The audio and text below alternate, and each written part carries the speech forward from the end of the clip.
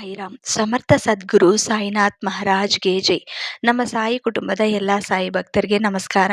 ಸಾಯಿ ಆಶೀರ್ವಾದ ಸದಾ ನಿಮ್ಮ ಮೇಲೆ ಇರಲಿ ಅಂತ ಬಾಬಾಗೆ ಬೇಡ್ಕೊಂತ ಇವತ್ತಿನ ವಿಡಿಯೋ ಶುರು ಮಾಡ್ತಾ ಇದ್ದೀನಿ. ಇವತ್ತಿನ ವಿಡಿಯೋದಲ್ಲಿ ಸಾಯಿ ಏನ್ ಹೇಳ್ತಾ ಇದ್ದಾರೆ ಅಂದ್ರೆ, ಮಗು, ನಿನ್ನ ಸಂಪಾದನೆ ಹೆಚ್ಚಾಗುವ ಸಮಯ ಬಂದಿದೆ, ಅದೃಷ್ಟ ಕಾಲ ಆರಂಭವಾಗುತ್ತದೆ ಅಂತ ಸಾಯಿ ನಮಗೋಸ್ಕರ ಒಂದು ಒಳ್ಳೆಯ ಮಾತು ಹೇಳ್ತಾ ಇದ್ದಾರೆ.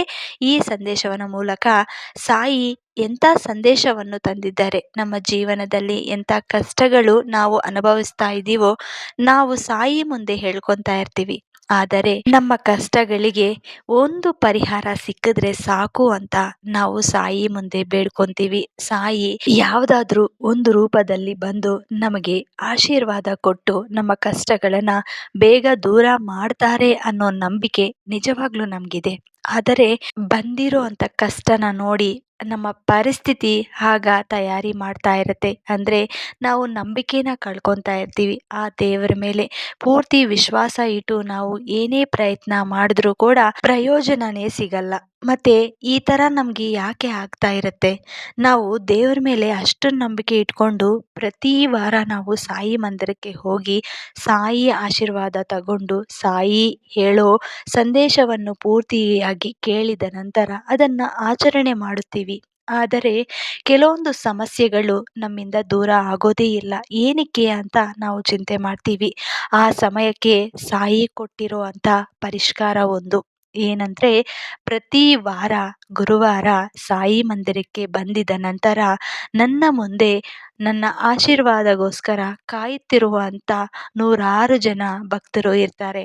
ಆದರೆ ಒಬ್ಬೊಬ್ಬರ ಜೀವನದಲ್ಲಿ ಒಂದೊಂದು ಕಷ್ಟ ಇರುತ್ತೆ. ಆ ಕಷ್ಟಕ್ಕೆ ಸಮಯ ಒಂದು ಇರುತ್ತೆ. ಇವತ್ತು ನಿನ್ನ ಮನೆಯಲ್ಲಿ ಒಂದು ಸಮಸ್ಯೆ ಇದ್ದರೆ ಅದಕ್ಕೆ ತಕ್ಕಂಗೆ ಪರಿಷ್ಕಾರ ಭಗವಂತ ಕೊಟ್ಟೇ ಕೊಟ್ಟಿರ್ತಾರೆ. ಆದರೆ ಸಮಯ ಬರಬೇಕು. ಆ ಸಮಯಕ್ಕೋಸ್ಕರ ನೀನು ಕಾಯಬೇಕು.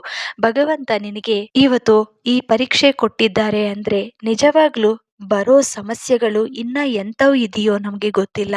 ಆದರೆ ನಾವು ಅದೃಷ್ಟವಂತರು ಅಂತ ಹೇಳ್ಕೋಬೇಕು. ಇವತ್ತು ನಾವು ಈ ಸಮಸ್ಯೆ ಅನುಭವಿಸ್ತಾ ಇದ್ದೀವಿ ಅಂದರೆ ನಾವು ಮಾಡ್ಕೊಂಡಿರೋಂಥ ಪುಣ್ಯ. ನಾವು ಇವತ್ತು ಈ ಚಿಕ್ಕ ನೋವಿಗೆ ನಾವು ಇಷ್ಟು ಕಷ್ಟ ಅಂತ ನಾವು ಅನ್ಕೊತಾ ಇದ್ದೀವಿ. ಆದರೆ ನಮಗಿಂತ ಕಷ್ಟಪಟ್ಟವರು ಇನ್ನು ಎಷ್ಟು ಜನ ಇದ್ದಾರೆ, ನಮಗಿಂತ ಹೆಚ್ಚಾಗಿ ಅಳೋರು ಎಷ್ಟು ಜನ ಇದ್ದಾರೆ, ಒಂದೊಂದು ಸಮಯದಲ್ಲಿ ಊಟ ಇಲ್ಲದೆ ಒದ್ದಾಡೋರು ಎಷ್ಟು ಜನ ಇದ್ದಾರೆ.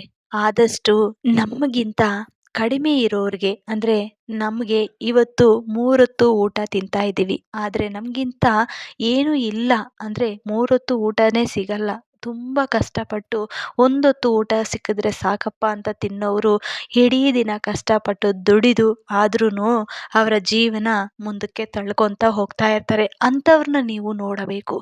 ನಾವು ಅದೃಷ್ಟವಂತರು ಅಂತ ತಿಳ್ಕೋಬೇಕು. ಈ ಸಮಯಕ್ಕೆ ನಾನು ಇವತ್ತು ಹೊಟ್ಟೆ ತುಂಬ ಊಟ ತಿಂದಿದ್ದೀನಿ ಅಂದರೆ ನಿಜವಾಗ್ಲೂ ನೀನು ಮಾಡಿಕೊಂಡಿರೋ ಅಂಥ ಒಳ್ಳೆಯ ಕರ್ಮಗಳ ಮೂಲಕ ಇವತ್ತು ಹೊಟ್ಟೆ ತುಂಬ ಊಟ ತಿಂದಿದ್ದೀಯಾ. ಆದರೆ ಕೆಲವೊಬ್ಬರು ಅವ್ರಿಗೆ ಗೊತ್ತಿಲ್ಲದೆ, ಅಂದರೆ ಹಿಂದಿನ ಜನ್ಮದಲ್ಲಿ ಏನು ನೋವನ್ನು ಅನುಭವಿಸಿದ್ದಾರೋ ಈ ಜನ್ಮದಲ್ಲೂ ಕೂಡ ಅದೇ ನೋವನ್ನು ಅನುಭವಿಸ್ತಾ ಇರ್ತಾರೆ. ಅಂದರೆ ಅವರ ಕರ್ಮಗಳು ಯಾವ ರೀತಿ ಅವ್ರಿಗೆ ಕಾಟ ಕೊಡ್ತಾ ಇದೆ ಅನ್ನೋದು ಯೋಚನೆ ಮಾಡಿ. ಅದಕ್ಕೆ ಸಾಯಿ ಹೇಳೋದು ಒಂದೇ, ಶ್ರದ್ಧೆ ಸಬೂರಿಯಿಂದ ಭಕ್ತಿಯಿಂದ ನೀವು ಒಳ್ಳೆ ಕೆಲಸಗಳು ಮಾಡಿ ಪ್ರತಿದಿನ ಒಳ್ಳೆಯ ಬುದ್ಧಿ ಇಟ್ಟು ಯಾರಿಗೂ ನೀವು ನಿಮ್ಮ ಕೈಯಿಂದ ಅಥವಾ ನಿಮ್ಮ ಬಾಯಿಂದ ನೋವನ್ನು ಕೊಡಬಾರದು. ಇನ್ನೊಬ್ಬರಿಗೆ ನೀವು ಒಳ್ಳೆಯ ಮಾತುಗಳು ಹೇಳಬೇಕು, ಒಳ್ಳೆಯ ಕೆಲಸಗಳು ಮಾಡಬೇಕು. ಅದು ತುಂಬ ಇಷ್ಟ ಸಾಯಿಗೆ. ನೀವು ಈ ರೀತಿ ಮಾಡ್ತಾ ಹೋದರೆ ನಿಮಗೆ, ನೀವು ಇವತ್ತು ₹1 ಖರ್ಚು ಮಾಡಿರ್ತೀರ ಅಂದರೆ ಅದು ಏನಕ್ಕೆ ಅಂದರೆ ಇನ್ ಕೇಸ್ ನೀವು ದಾನ ಮಾಡಿರ್ಬೋದು ಅಥವಾ ಇನ್ನೊಬ್ಬರಿಗೆ ಏನಾದರೂ ಚಾಕ್ಲೇಟ್ ಕೊಡಿಸಿರ್ಬೋದು. ಈ ರೀತಿ ಯಾರಿಗೆ ಇಲ್ಲವೋ ಅವರಿಗೆ ನೀವು ದಾನ ಮಾಡಬೇಕು, ಅವರಿಗೆ ಸಮಯಕ್ಕೆ ಸಹಾಯ ಮಾಡಬೇಕು. ಅದು ಭಗವಂತ ನೋಡ್ತಾ ಇರ್ತಾರೆ. ಆ ಸಮಯದಲ್ಲಿ ನೀನು ₹100 ಖರ್ಚು ಮಾಡಿದ್ರೆ ಅದೇ ಜಾಗದಲ್ಲಿ ನಿನಗೆ ₹10 ಕೊಡೋ ರೀತಿಯಲ್ಲಿ ಭಗವಂತ ನಿನಗೆ ಆಶೀರ್ವಾದ ಕೊಡ್ತಾರೆ. ಅದು ಯಾವ ರೂಪದಲ್ಲಿ ಕೂಡ ಬರ್ಬೋದು. ಇದು ಇವತ್ತು ನೀನು ಈ ಪರಿಸ್ಥಿತಿಯಲ್ಲಿ ಇದ್ದೀಯಾ ಅಂದರೆ ಕಾರಣ ನೀನೇ. ನಿನ್ನ ಕೈಯಿಂದ ನೀನೇನು ಮಾಡ್ಕೊಂಡಿರ್ತೀಯೋ ಅದೇ ನಿನಗೆ ಕರ್ಮಫಲ ಆಗಿ ನಿನ್ನ ಸುತ್ತು ಇದ್ದು ನಿನಗೆ ಕಾಟ ಕೊಡ್ತಾ ಇರುತ್ತೆ. ಅಥವಾ ಒಳ್ಳೆಯ ಕೆಲಸಗಳು ಮಾಡಿದ್ರೆ ಸಂತೋಷವಾಗಿ ನಿಮ್ಮವ್ರ ಜೊತೆ ಬದುಕ್ತೀಯ. ಇದೆಲ್ಲ ಕೂಡ ನಿಮ್ಮ ಕೈಯಲ್ಲೇ ಇರುತ್ತೆ. ಭಗವಂತ ನಮಗೆ ದಾರಿ ಕೊಡ್ತಾರೆ. ಆ ದಾರಿಯಲ್ಲಿ ಎಂಥದೇ ಪರಿಸ್ಥಿತಿ ಬಂದರೂ ಕೂಡ ನಾವು ಆ ದಾರಿಯಲ್ಲಿ ಹೋಗ್ತಾ ಇರಬೇಕು ಅಷ್ಟೇ. ಭಗವಂತ ನಮ್ಮ ಹಿಂದೆನೆ ಬರ್ತಾ ಇರ್ತಾರೆ. ಮಗು, ಅನ್ಯರ ದುಃಖಕ್ಕೆ ಕಾರಣವಾಗುವ ಮುನ್ನ ಒಮ್ಮೆ ಯೋಚಿಸಿ. ಯಾಕಂದ್ರೆ ಮತ್ತೊಬ್ಬರ ಅತಿಯಾದ ಸಂತೋಷವನ್ನು ಕಸಿದುಕೊಂಡ ಕರ್ಮಫಲ ಘೋರವಾಗಿರುತ್ತದೆ. ಅದಕ್ಕೆ ನಾವು ಯಾರನ್ನು ಯಾವ ರೀತಿಯಲ್ಲಿ ನೋಡಬೇಕು ಅನ್ನೋದು ಎಲ್ಲ ಕೂಡ ಭಗವಂತ ಕಲಿಸ್ಕೊಡ್ತಾರೆ. ನಾವು ಒಳ್ಳೆಯ ದಾರಿಯಲ್ಲಿ ನಡಿಬೇಕು. ಮಗು, ನಡೆಯುವ ಹಾದಿಯಲ್ಲಿ ಚುಚ್ಚುವ ಮುಳ್ಳಿದ್ದರೆ ಪಾದರಕ್ಷೆಯನ್ನು ಮೆಟ್ಟಿ ನಡಿ. ಬದುಕೆಂಬ ದಾರಿಯಲ್ಲಿ ಚುಚ್ಚಿ ಮಾತನಾಡುವ ಜನರಿದ್ದರೆ ನಿನ್ನ ಪಾದರಕ್ಷೆ ಬಿಡುವ ಸ್ಥಳದಲ್ಲಿ ಬಿಟ್ಟು ನಡಿಬೇಕು. ಈ ರೀತಿ ನೀವು ಅರ್ಥ ಮಾಡಿಕೊಂಡ್ರೆ ಖಂಡಿತ ನಿನಗೆ ಸಂತೋಷವ ಕಾಲ ಆರಂಭವಾಗುತ್ತದೆ. ಈ ಕ್ಷಣ ನೀನು ಒಳ್ಳೆಯದಾಗಿ ಯೋಚನೆ ಮಾಡಿ. ಯಾಕಂದ್ರೆ ಎಲ್ಲ ಮುಗಿದು ಹೋಯಿತು ಅಂದುಕೊಂಡಾಗಲೇ ಹೊಸ ಅಧ್ಯಾಯಗಳು ಆರಂಭವಾಗುವುದು. ಇದೇ ರೀತಿಯಲ್ಲಿ ನಮ್ಮ ಪರಿಸ್ಥಿತಿ ಈಗ ಮುಗಿದೋಯ್ತು ಅನ್ನೋ ಸ್ಥಿತಿ ಬಂದರೂ ಕೂಡ ನೀವು ಧೈರ್ಯವಾಗಿ ಆತ್ಮವಿಶ್ವಾಸವಾಗಿ ಮುಂದಕ್ಕೆ ಹೋಗಬೇಕು. ಆಗ ನಿಮ್ಮ ಜೀವನ ಕಷ್ಟ ಅನಿಸಲ್ಲ.